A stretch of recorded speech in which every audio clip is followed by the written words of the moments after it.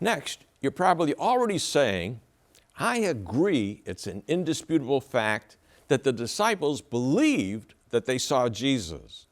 But how do you get from they thought they saw Jesus to they actually saw him?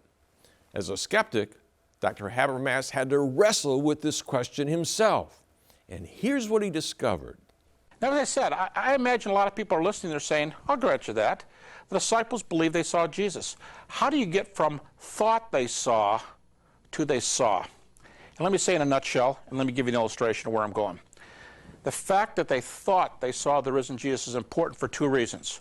Those half dozen facts I asked for and evidenced before, those facts tell me, number one, naturalistic theories don't work. They believed they saw the risen Jesus. But some people say they saw hallucinations. We saw, using only those half dozen facts, hallucinations don't work. So on the one hand, they thought they saw the risen Jesus.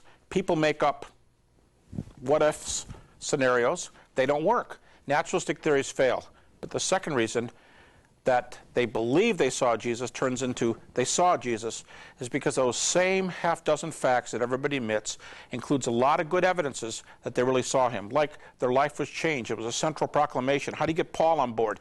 How do you get James on board? Every one of them agreed it was something they saw. Now, let me tell you a little story that might help to drive this home.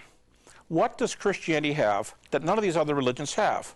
Jim Jones' followers believed he was the Messiah. They were wrong. David Koresh likewise. Hale-Bopp Comet people, they believed the UFO was coming for them. Anybody can be wrong about beliefs. Let me tell you something that was different about the disciples. They didn't just say, Jesus is the Messiah and he was raised from the dead. Their central claim was, we saw him. Paul said if Christ had not been raised from the dead, after just giving a list of the appearances, 1 Corinthians 15, then our faith is vain. Now, I liken this to a common experience, say, shopping at Kroger. If we went to Kroger, and I saw you last night, I might remember a conversation we had, and I said, remember we were talking about the spinach?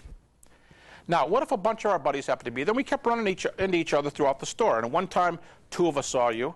One time, just me. Another time, there were 5 of us. Let's say on one occasion, 11 or 12 saw you in Kroger's.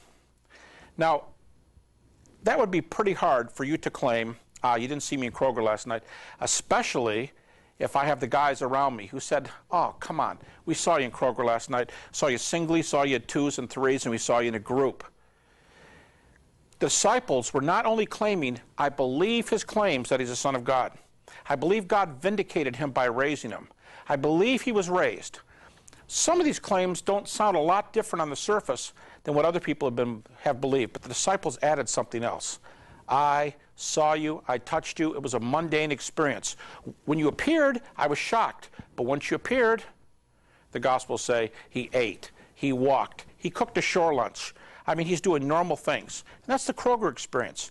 Now, what would happen if I saw you in Kroger, and we saw you singly, and in pairs, and 5, and 10.